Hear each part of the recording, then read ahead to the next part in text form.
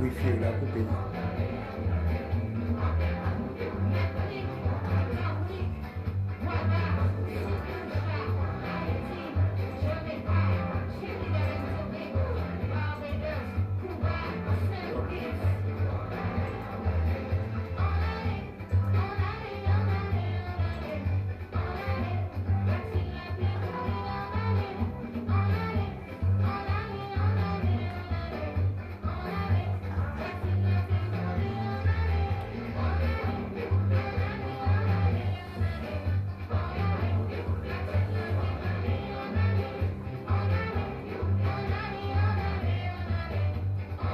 Tu me fais signe de faire quoi?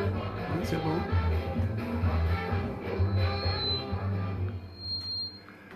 Bonjour à tous, bonjour à toutes, petit Larsen, on va laisser le retour de la radio. Ok. Bonjour à tous, bonjour à toutes, merci de votre fidélité. Donc nous sommes bien sur Radio Fréquence Atlantique avec ses trois longueurs d'onde, 88.3, 93.6 et 105.9. Vous pouvez suivre les émissions sur le web rfaradio.fr et puis maintenant en direct sur notre page Facebook de Jikambout. Donc, comme d'habitude, nous faisons des présentations préliminaires concernant des questions internationales qui agissent aussi sur notre réalité. Ensuite, nous écoutons les informations concernant la Martinique présentées par Thierry Joseph Angélique. La partie suivante n'est pas en direct sur Facebook, mais vous pouvez y participer sur Internet ou par les ondes de la radio, en passant par le 0596 03 14 03.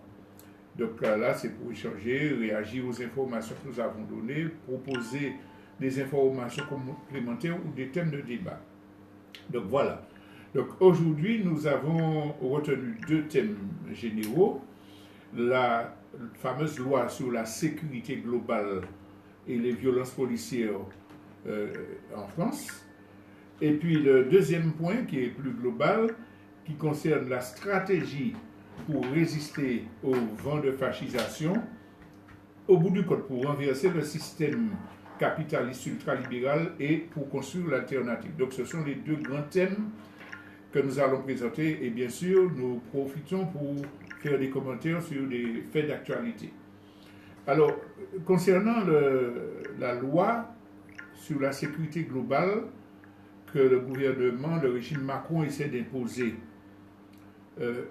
avant de la détailler, nous voudrions insister notamment auprès de tous ceux qui luttent, quel que soit le domaine concerné, pour améliorer la vie des gens, pour défendre la planète, pour alerter tous ces gens-là, afin qu'on comprenne bien que cette loi n'est qu'une étape dans le processus de fascisation globale développé par les multinationales sur la planète. Et que toutes ces lois ne concernent pas uniquement des gilets jaunes ou des gens qui manifestent pour des droits politiques. Toutes ces lois sont préparées pour museler tous ceux qui s'opposent au système. Vous voulez défendre le climat, les multinationales ne veulent pas qu'on change, qu'on prenne des lois, ben, il faut museler les organisations qui défendent le climat. Vous voulez lutter contre les injustices, l'ultralibéralisme et la pauvreté, les lois de fascisation, le vent de fascisation qui se développe vise autant ce que vous faites que ce que font les militants politiques révolutionnaires ou pas. Il s'agit d'espionner tout le monde. Il s'agit d'empêcher l'expression de tout le monde. Et il s'agit enfin d'empêcher que si des résistances, quand les résistances se manifestent, puisque de toute façon elles vont continuer à se manifester, un arsenal juridique et policier est là pour écraser les résistants, ceux qui veulent combattre le système. Donc, il ne faut pas voir simplement une mauvaise loi contre laquelle on doit se mobiliser. C'est très bien qu'on se mobilise, mais il faut qu'on comprenne justement la nécessité de coordonner toutes les luttes, d'établir une véritable convergence pour arrêter le plan de fascisation et poursuivre la lutte pour éradiquer le système capitaliste et impérialiste. Alors, pour venir à cette loi, précisons encore qu'en France, elle est dans la suite d'une série d'autres dispositions, d'autres mesures qui sont déjà en cours, qui sont aussi graves, contre lesquelles les gens avaient rouspété, mais qui sont passées dans la pratique, soit par décret, soit tout simplement sans qu'aucune loi ne le permette, pour que nous comprenions bien ensemble cette explication que je donne. Imaginez que déjà en France et dans le reste du monde, des gens qui sur leur page Facebook font un commentaire négatif sur leur entreprise, sur leur employeur, ont déjà été licenciés et condamnés. Vous n'avez pas le droit, c'est des amis, soi-disant, vous n'avez pas le droit de dire à vos amis, mon patron c'est un scélérat, mon entreprise exploite, etc. Et il y a déjà ces dispositions-là qui limitent la position de ceux qui protestent. Mais il y a une autre loi encore plus scélérate qui a été adoptée qui concerne le secret des affaires. Ça veut dire que si une multinationale déclenche un plan qui est nuisible à l'environnement, qui est hostile aux droits des populations, vous n'avez pas le droit de parler de ça parce que vous nuisez à la multinationale, vous n'avez pas le droit de révéler des chiffres ou des informations qui pourraient prouver que la politique qu'il mène est criminelle et dangereuse. Donc il y a cette loi-là. Il y en a d'autres, sur les possibilités de perquisition, sur la facilité avec laquelle on développe des états d'urgence, alors qui pour le terrorisme, qui pour lutter contre l'épidémie, la pandémie de Covid-19.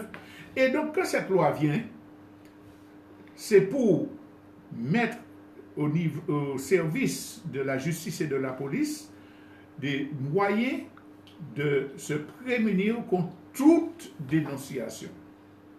C'est une loi liberticide. Nous l'avons déjà dit il y a 15 jours. Dans l'état actuel de la législation française, il existe déjà donc des lois qui permettent de poursuivre, de condamner quelqu'un qui filmerait un policier ou qui attirerait l'attention sur la famille d'un policier dans des mauvaises intentions. D'ailleurs, des gens ont déjà été condamnés pour ça. Je l'ai rappelé qu'en Martinique, Antonin, le gilet jaune, est poursuivi parce qu'il avait fait une vidéo. Donc la loi existe déjà. Mais ce qu'ils veulent, c'est l'étendre de façon à, d'une part, donner libre cours aux violences policières, parce que là, il n'y aura plus de preuves pour les attaquer, et d'autre part, donner des moyens de contrôler l'information. À un moment, ils ont même essayé de parler d'accréditer les journalistes qui pourraient couvrir des manifestations. Mais dans cette loi, il n'y a pas que l'interdiction de filmer et de propager les violences policières. Il y a également la possibilité d'utiliser des drones pour photographier tous les manifestants pacifiques, même quand il n'y a pas de débordement, de façon à les ficher. Donc c'est une loi liberticide, c'est une loi fasciste, et qu'il faut absolument rejeter, enfin, dont il faut empêcher l'application. Donc, il y a des gens qui disent, mais oui, mais il faut qu'il y ait un droit de protection de l'image du policier. Là, on parle de malveillance. Et nous l'avons déjà dit, il appartiendra aux juges et aux responsables de la police, aux gens poursuivis, de dire si c'est malveillant ou pas, comme disait un avocat martiniquais. Les voyous, les délinquants, les salopards, excusez le mot, qui ont massacré notre compatriote martiniquais producteur, eh bien, l'avocat expliquait qu'ils peuvent prévaloir que ça nuit à leur réputation, qu'ils sont stressés, qu'ils ne dorment plus depuis que la vidéo a circulé, donc leur intégrité Boral a été à tête. Donc, si cette vidéo n'avait pas été publiée, eh bien, d'abord, le témoignage de Michel Zecler n'aurait pas tenu devant 6 policiers, il aurait été poursuivi, il aurait eu un casier de judiciaire sali, et puis les 6 voyous, parce qu'il s'agit de ça, les 6 voyous auraient continué à faire ce qu'ils veulent, parce que cette loi veut leur donner le libre cours de faire. Ils peuvent faire ce qu'ils veulent. Il n'y a pas d'image. Alors, excusez-moi, des fois, il faut que je dépasse, les pantins du gouvernement qui viennent raconter, qui n'ont pas interdit de filmer. Non, on n'a pas interdit de filmer, on a interdit de diffuser dans certaines conditions. C'est n'importe quoi. Si vous avez le droit de filmer, c'est pour avoir aussi le droit de diffuser les violences policières de façon à avoir des preuves des abus. Alors, je peux me permettre de les appeler de délinquants parce que la plus haute autorité de la police les a traités de délinquants grâce justement à la circulation de la vidéo. Et il est assez intéressant de noter que la semaine d'avant, il y a eu une évacuation violente ne respectant pas les droits humains d'un camp de réfugiés, et puis les journalistes aux ordres se sont donné le bon plaisir, en tout cas, ceux qui sont aux ordres en tout cas, certains ont dit la vérité, se sont donné le beau rôle en disant, voilà, les policiers défendaient leurs droits, et puis des gens qui sont manipulés par des gens mal intentionnés, on y revient, malveillants, utilisent des images pour discréditer la police. Donc, c'est un libre, comment dirais-je, une autorisation qui est donnée, non pas seulement pour empêcher la liberté de l'information, mais pour que le plan fasciste puisse s'exécuter. Donc là, l'Allemand, le préfet de Paris, Darmanin, le ministre, bref, je ne vais pas plus loin, leur disent, bon, matraquez, vous êtes protégés. Alors, et heureusement qu'il y a de la résistance. Vous avez vu qu'il y a près de 500 000 personnes au total en France qui ont manifesté contre ces violences policières.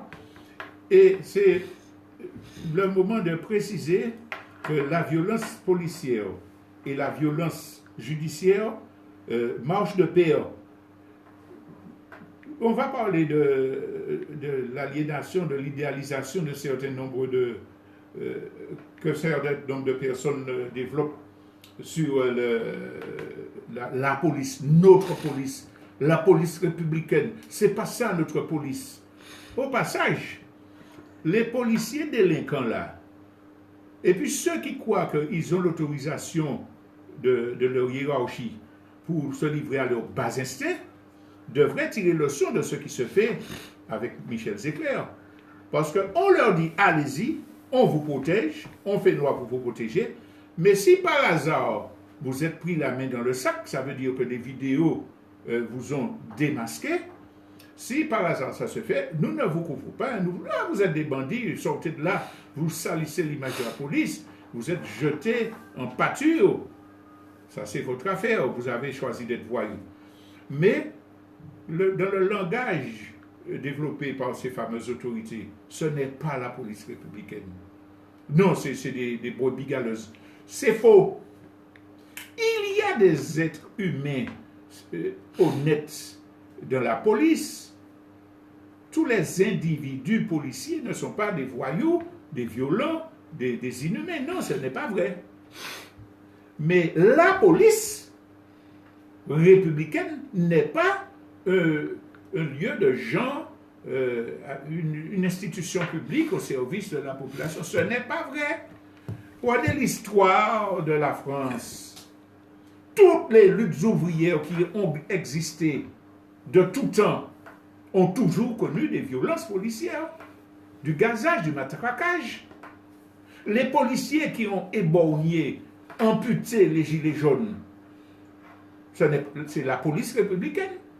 Alors il faut qu'on sorte de cette idéalisation absolument ridicule et pour comprendre que la police, en tant qu'institution, est au service du gouvernement, des multinationales et de la répression, et rien ne va changer.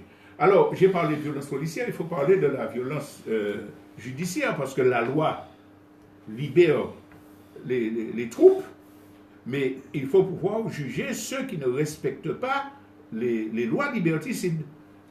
Et alors, on voit qu'il y a des syndicats de magistrature, il y a des avocats qui se mobilisent, mais il y en a beaucoup qui couvrent cela parce qu'ils sont les garants de la permanence du système.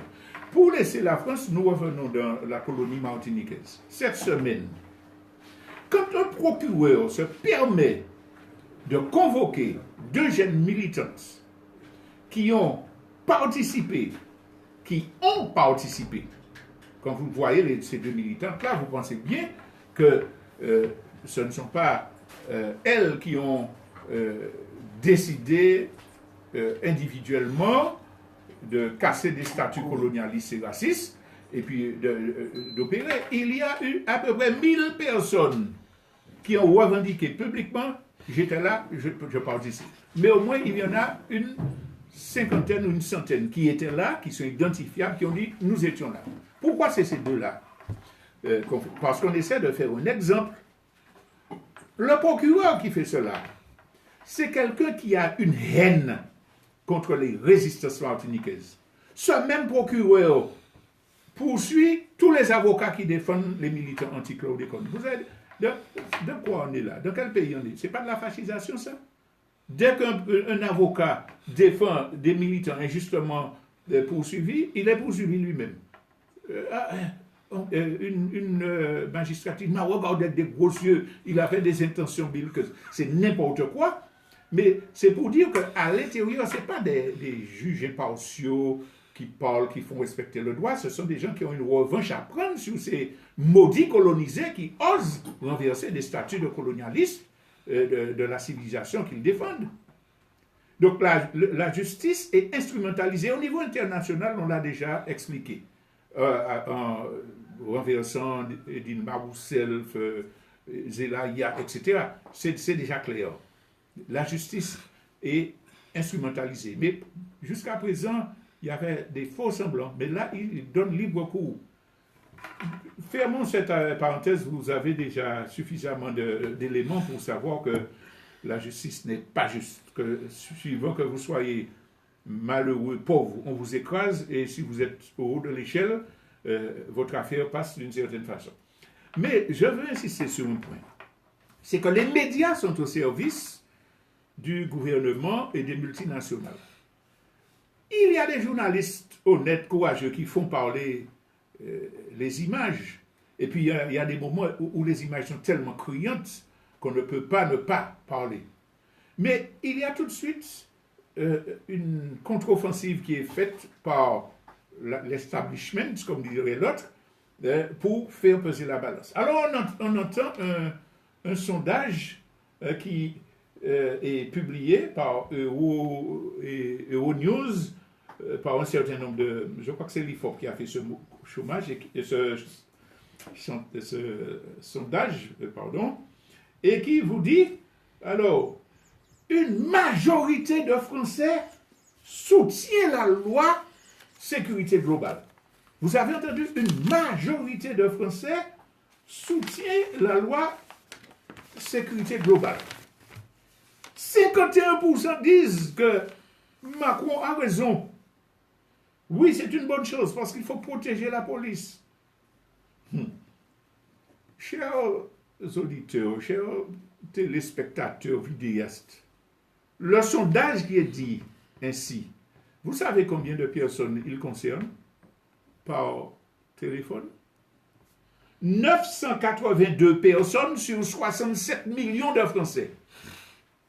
962 personnes consultées sur 67 millions de Français par téléphone.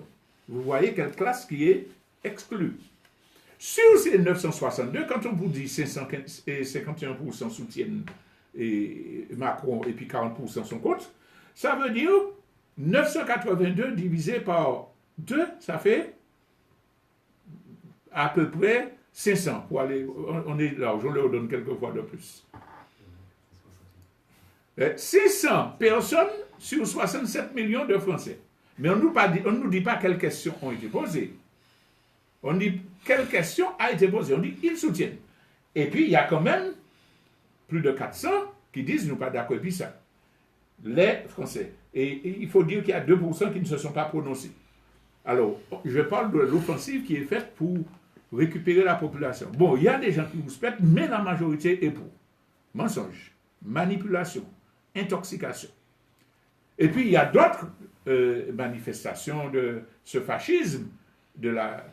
Imaginez que les gens qui ont dit qu'ils vont faire une manifestation contre la loi se sont vus interdire de manifester. Ils nous bassinent tous les jours avec le Venezuela, Cuba, ceci qui empêche de manifester. Il n'y a pas de loi, nous on est la patrie des droits de l'homme. Mais une manifestation contre une loi qui va briser les libertés d'information, interdite. Il a fallu faire une procédure pour que le Conseil d'État autorise la manifestation. Mais il ne se donne pas battu. Puis cette manifestation, partout, pacifique. Et puis, comme chaque fois, il y a des black blocs qui arrivent, qui brûlent les voitures, qui saccagent, etc. Les black blocs. Nous avons déjà donné des exemples qui montrent les collusions entre les black blocs et la police, puisqu'il y a une vidéo, toujours une vidéo, qu'il ne faudrait pas maintenant passer pour ne pas être malveillant, qui montrait qu'il sortait d'une rue où étaient garées des fourgonnettes de police pour venir, il y a de cela 8 mois à peu près, pour venir faire leur action. Il est impossible que ces black blocs-là ne sachent pas qu'en venant faire des actes de violence, de boulet, qu'ils discréditent la revendication. Ils n'ont pas couillon. Ce n'est pas le système qu'ils veulent attaquer, puisqu'ils ne vont pas de nuit attaquer un commissariat, un hôtel de police ou une banque, etc. Ils ne mènent pas de lutte armée contre le système. Ils viennent chaque fois où il y a des gens, où ils peuvent s'infiltrer, discréditer une lutte, ils font leur saccage et ils partent. Mais dès qu'ils ont fini, tous les journalistes unanimes, ah oui, la manifestation avait bien commencé, mais il y a des violences policières, des violences qui ont éclaté. Et puis, il y a un policier qui a été oué de coups, le malheureux. Et puis on envoie les témoins dire, mais la police nous protège. Vous voyez, en quelque part, la loi de Macron est nécessaire, puisque oui, il y a des bavures, il y a des délinquants, mais dans les manifestants qui veulent la liberté aussi, il y a des délinquants. Donc on les renvoie dos à dos, mais quand même c'est la police qui peut mettre au milieu de ça. C'est calculé. C'est calculé, c'est de la provocation, et les services secrets français savent très bien qui est derrière les black blocs, où ils se réunissent, ce qu'ils font, combien de temps, ils savent ça. Et ils laissent faire pour pouvoir discréditer. Et puis, on a des gens qui montent au créneau pour dire, voilà, c'est de la manipulation qu'il nous faut absolument. Alors, ça nous m'amène à parler de la question du déni. Il y a des gens du camp des défenseurs de la liberté qui disent que le gouvernement, les policiers sont dans le déni quand ils refusent de parler de la violence policière. Le déni en psychologie ou en psychiatrie, ça signifie que la personne, dans son inconscient, dans son conscient, fait une armure qu'il ne maîtrise pas, il ne reconnaît pas. C'est une forme de pathologie. Mais ce n'est pas du déni, ça. Quand il nie les violences policières, ce n'est pas du déni. Quand la représentante des femmes de policiers en colère vient dire « Ah oui, il y a eu tant de policiers blessés, il n'y a pas de violence policière. Il faut... » Oui, j'ai vu les images, mais je me refuse à condamner parce qu'il y a la présomption d'innocence. Après les images qu'on a vues là, cette dame-là, ce n'est pas du déni qu'elle fait. Elle fait le choix de défendre une mauvaise cause en toute conscience. les gouvernants qui viennent dire « Ah oui, mais la police est bonne, il y a des violences policières, mais c'est des cas à la marge. C'est pas du déni, c'est de la propagande pour couvrir la possibilité de continuer à faire des violences policières. C'est pas du déni, c'est un choix. Il ne faut pas nous laisser prendre dans cette affaire-là. Et c'est l'occasion de dire, nous l'avons déjà répété, les gens qui ont toute conscience appuient les violences policières, soutiennent leurs collègues par corporatisme, ils prennent leurs responsabilités consciemment. Et il faut qu'ils réalisent que quand ils sont pris la main dans le sac, le gouvernement leur crache dessus comme on le fait avec ceux qui sont en garde à vue. Le gouvernement ne va pas s'associer. Il vous donne libre cours, mais si vous êtes pris, c'est vous qui pris. C'est vous qui pris. Il faut penser aux gens qui soutiennent les politiques colonialistes et impérialistes. Il faut leur faire penser aux Aoki. Aoki qui était qu'à couper tête, qui était qu'à battre pour le compte de l'armée française en Algérie. Lorsque l'armée coloniale a perdu sa guerre, on les a laissés pour que leur tête à eux, les Aoki, soient coupés. Donc il faut bien comprendre que c'est l'heure des choix. Après, il ne faut pas qu'on dise « je ne savais pas ». Les choses sont suffisamment claires. Il y a un processus de fascisation qu'il faut combattre.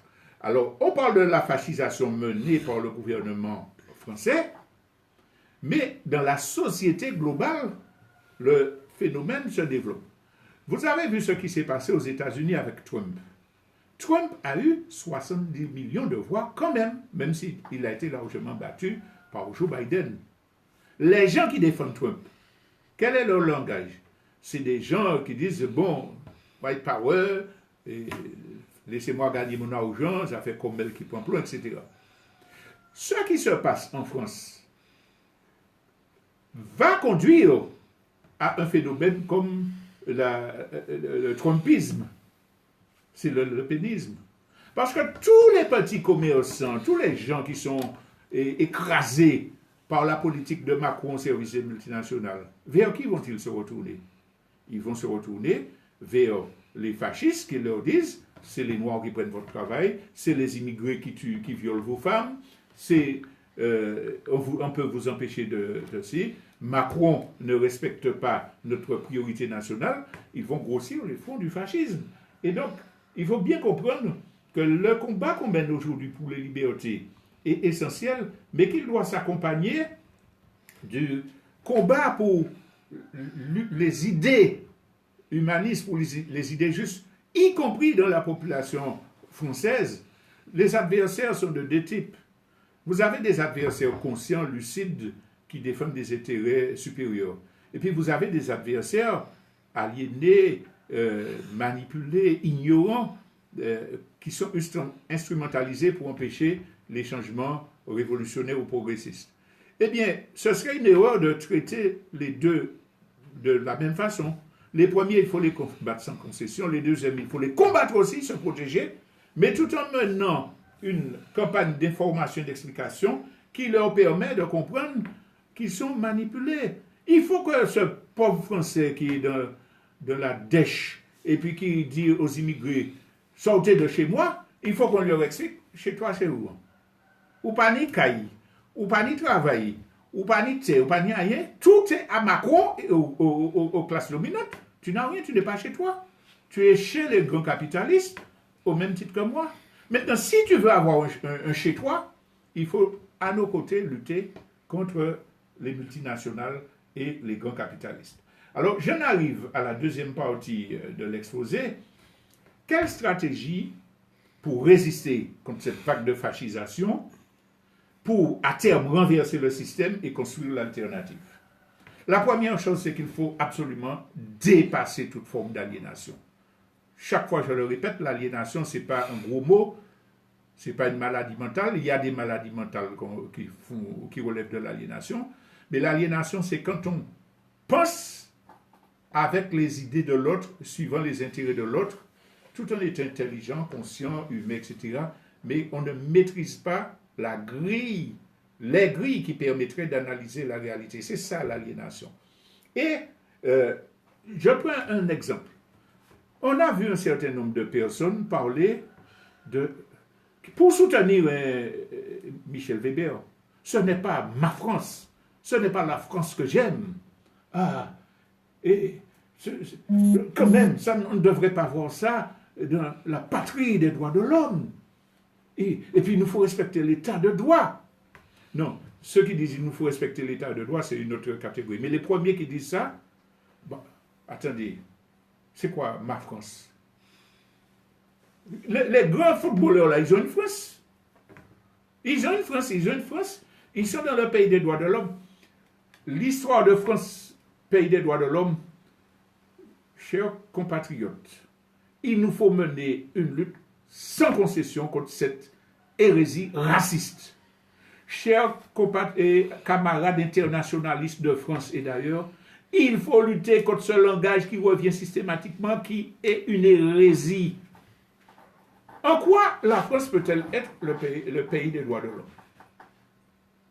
Parce qu'en 1789, il y a eu une révolution bourgeoise et puis qu'on a écrit les droits des citoyens, de l'homme et du citoyen. C'est pour ça qu'elle est là. Ça veut dire qu'avant ça, dans aucun pays du monde, il n'y avait pas de loi écrite, de texte écrit qui garantissait les droits de l'homme. La Charte des Mandingues, vous connaissez. La Charte des Mandingues, c'est la plus belle illustration d'un texte écrit par des Africains sur les droits de l'homme, sur le respect de l'être humain. Pourquoi on ne dit pas que le Mali, c'est le pays des droits de l'homme?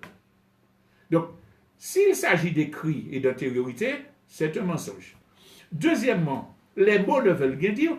Dans toute son histoire, à tout moment et jusqu'à aujourd'hui, depuis la création de la France, du temps de féodal, le Clovis, il n'y a jamais eu une année, une semaine, un jour où la France, en tant qu'État, n'a pas commis des crimes contre des serfs, contre des paysans pauvres, les roturiers, contre les esclavagisés, contre les Indiens, contre les Vietnamiens. Il n'y a pas un jour. Alors, en quoi on peut dire que la France est le pays des droits de l'homme? Arrêtons avec ce message raciste, colonialiste, suprémaciste. Ce n'est pas vrai.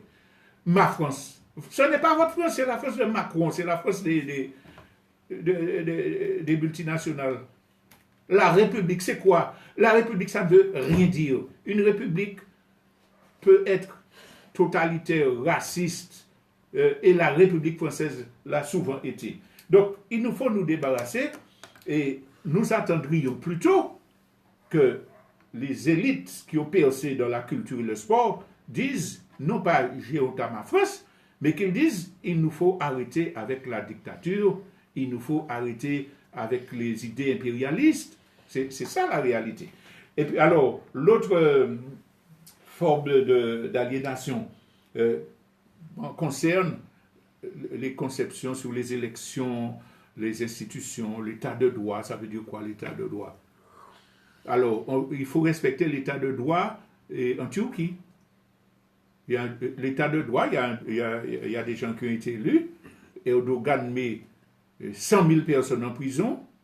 Il licencie 150 000 magistrats et journalistes. Eh bien, il faut respecter sa décision, c'est l'état de droit. Tout ça, c'est de la manipulation idéologique contre quoi il faut lutter. Et puis, il nous faut, au-delà de la question de l'aliénation, lutter contre l'endoctrinement, les informations fausses, le conditionnement. Encore une fois, ce n'est pas lié à notre niveau d'intelligence, à notre travail de réflexion, c'est le fait que le cerveau humain, ben, il fonctionne pour tout le monde de la même façon, quel que soit le pays, quelle que soit la nationalité, quelle que soit sa confession. Si vous avez un cerveau humain qui reçoit des informations fausses systématiquement, si ces cerveaux n'ont pas accès à d'autres connaissances pour développer l'esprit critique, ils vont réagir en toute bonne foi en fonction de ce qui leur a été inculqué. Or, les médias qui sont totalitaires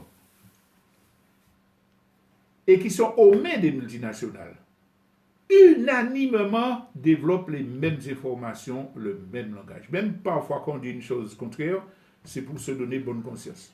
Quand vous entendez une information au Japon, en Nouvelle-Zélande, en Côte d'Ivoire, faites l'expérience, c'est facile aujourd'hui avec Internet. Vous allez dans chaque pays, vous écoutez le journal d'information, les mêmes phrases, les mêmes thèmes, les mêmes incidents et le même contenu idéologique. Aujourd'hui, là, qu'est-ce que dans l'actualité nous pouvons avoir comme information? États-Unis, Trump ne veut pas sortir et Biden va se rapprocher de l'Europe, etc. Ce n'est pas ça l'information sur les États-Unis. D'abord, Biden et Trump, c'est l'impérialisme américain, point. Avec deux styles différents, un bitaco, grosso modo, et puis l'autre feutré. Mais tous, ils auront la même politique sur Israël, sur le soutien aux multinationales, etc. Mais c'est de ça qu'on parle aux États-Unis. Il n'y a rien d'autre aux États-Unis. Il n'y a pas de lutte ouvrière aux États-Unis, là, maintenant, présentement. Que deviennent les militants du mouvement Black Lives Matter? Savez-vous qu'aux États-Unis, il y a des villes qui ont chassé la police et qui développent des relations différentes entre les hommes, regroupant des blancs, des gens de toute ethnie? Non. Donc voilà, on a ça. Et puis on va dans le Proche-Orient. Quelle information on a? Ah, on ne va pas vous dire que les manifestations tous les jours continuent contre la corruption de Netanyahou. On ne va pas vous dire ça. On va peut-être un jour en passant. Mais on ne va pas suivre ça comme on suit Hong Kong ou le Bélarus, la Biélorussie. Non. Donc, Proche-Orient, c'est ça. Et puis, paf, on a assassiné un scientifique en Iran. Oui, mais comment on va traiter ça? Programme nucléaire iranien. L'Iran accuse son ennemi juré. Mais c'est clair que c'est Israël les services secrets israéliens comme ça. Mais on ne va pas vous dire qu'il y a 6 scientifiques qui ont été exécutés dans leur pays, avec leur garde du corps, leur chauffeur, etc., au mépris de tout droit international. On ne va pas exiger une enquête indépendante. Non. Proche-Orient, Moyen-Orient. Alors, quelle autre information on a sur ça? Il n'y a pas d'autre. On va parler de l'Inde. Ils sont arrivés à parler de l'Inde pour dire qu'il y a des affrontements entre les paysans et le gouvernement. En combien de minutes? Qu'est-ce qu'on a compris sur cette question-là? On ne va pas vous dire qu'en Inde, il y a chaque année des dizaines de milliers de suicides de paysans parce que les multinationales saisissent leurs terres, les endettent avec des semences modifiées qui ne font qu'une récolte. On ne va pas vous dire qu'en Inde, il y a des millions de femmes mobilisées qui ont fait une chaîne humaine de 600 kilomètres main à main pour refuser les crimes et les agressions contre les femmes. Non, c'est des luttes populaires, on ne va pas parler de ça. Bon, je ne vais pas continuer l'analyse, mais très brièvement vous dire que le retour de Evo Morales en Bolivie, les gens qui ont fait le coup d'État, qui s'échappent, que le peuple tient là pour obliger à rester, on ne connaît pas. Le Chili, où des manifestations sont faites contre le capitalisme, l'impérialisme et le néolibéralisme, qui sont massives, on ne va pas parler de ça. Au Guatemala, où des masses de populaires exigent le départ du président, on ne va pas parler de ça. On parle un petit peu plus de la Thaïlande, qui commence à attaquer la monarchie, mais pas trop, en fait. C'est quand même, c'est limité. Alors, où je veux parler encore des luttes des femmes en Pologne, là on en parle un petit peu plus.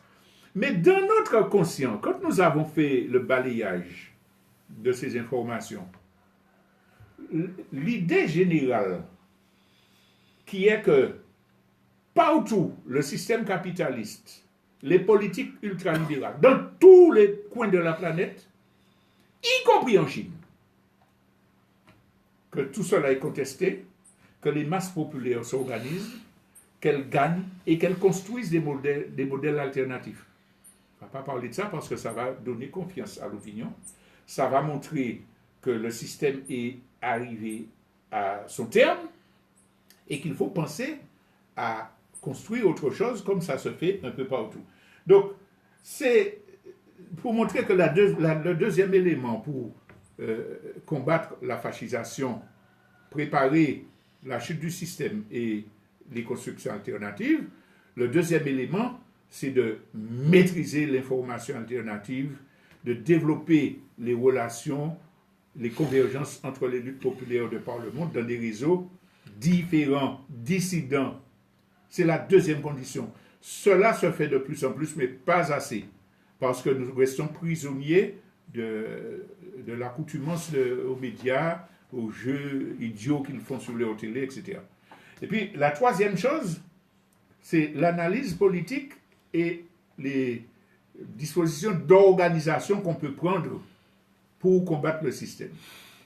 Sur l'analyse politique, ça découle un peu de ce que j'ai dit à l'instant, il faut comprendre que pour qu'un système bascule définitivement, il y a deux conditions qui doivent être réunies. C'est les conditions objectives et les conditions subjectives. Les conditions objectives, c'est les contradictions dans la production, comment l'économie fonctionne, le rôle de l'argent, etc. Qu'est-ce qui se passe dans la structuration de l'économie internationale qui fait que ça ne peut pas continuer et qu'on va passer à autre chose obligatoirement. Ça sert les conditions objectives. Et les conditions subjectives, pardon, c'est la conséquence de ce que nous avons développé plus haut. Ça veut dire comprendre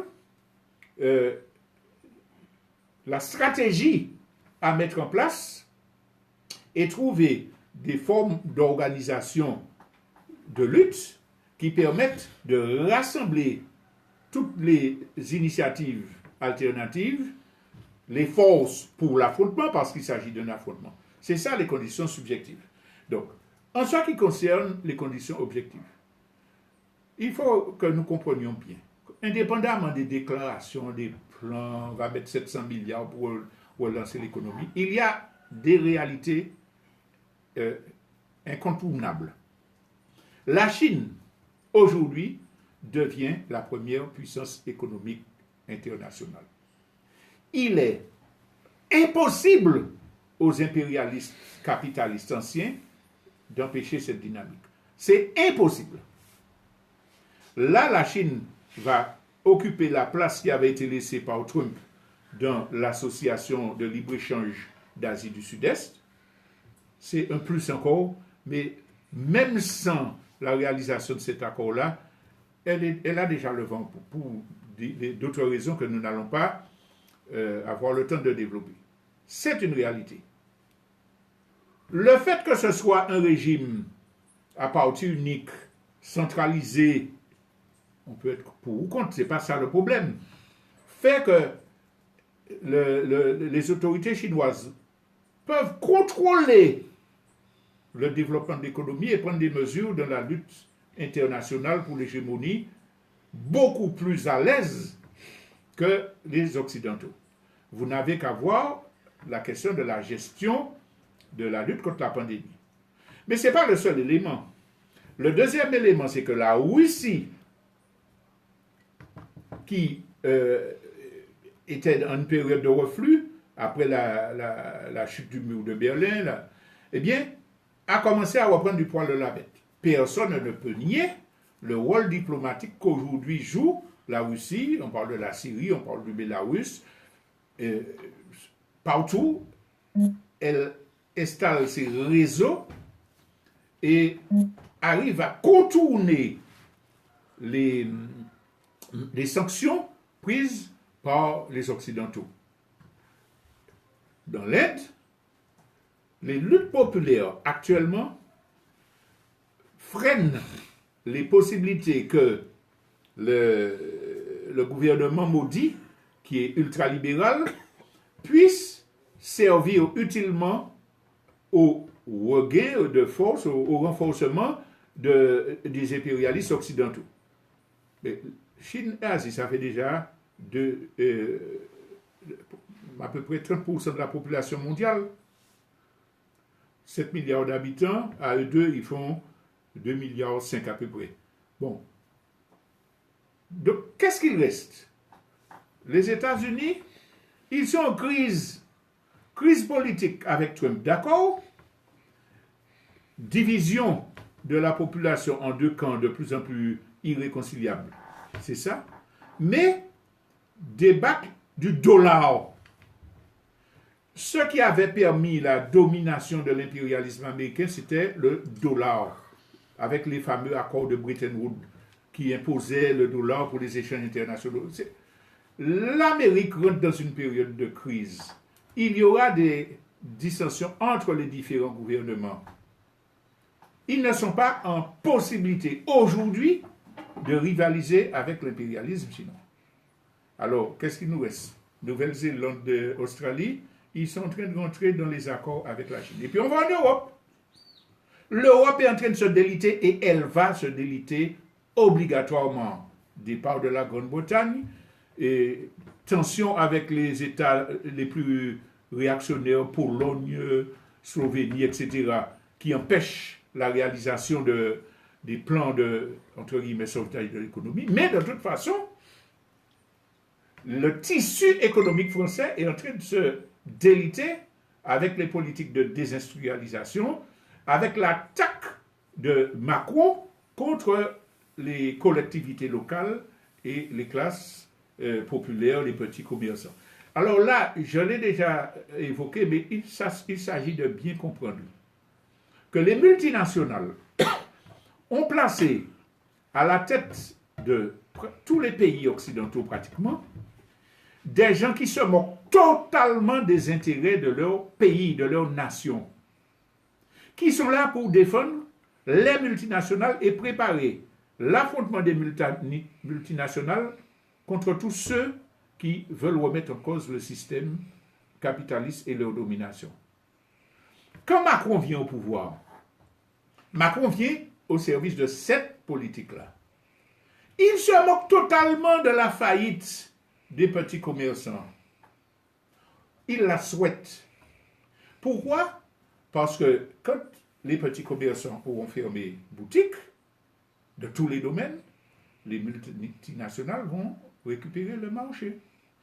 Quand Macron s'attaque aux collectivités, à la possibilité de vivre et de décider des collectivités, il se moque totalement des collectivités, des conséquences sur le peuple.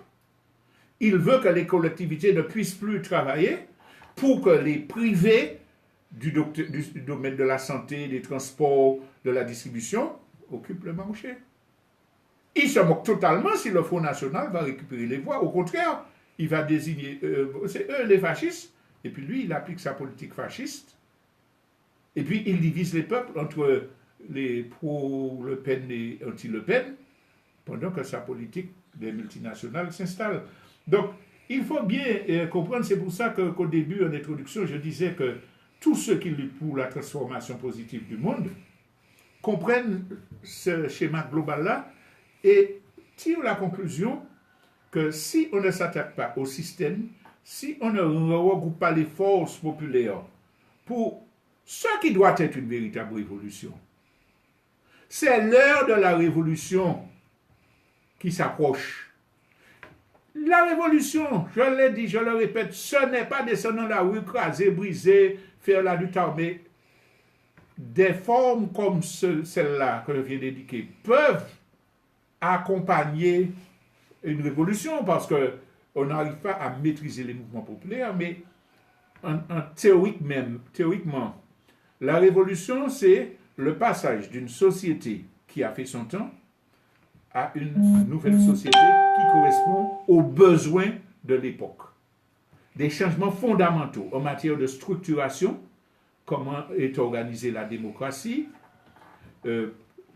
La démocratie représentative a échoué.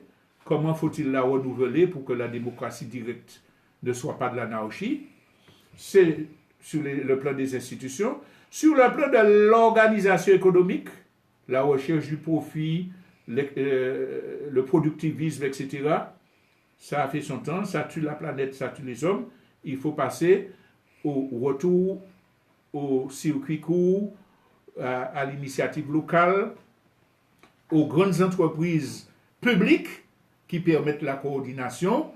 Bien sûr, s'il y a des grandes entreprises privées qui se développent très bien, bravo, à condition qu'elles soient soumises à l'intérêt général et que ces grandes entreprises soient soumises à des lois en matière d'environnement, en matière d'équité sociale, etc. Donc c'est cette révolution-là qui est en train de se passer.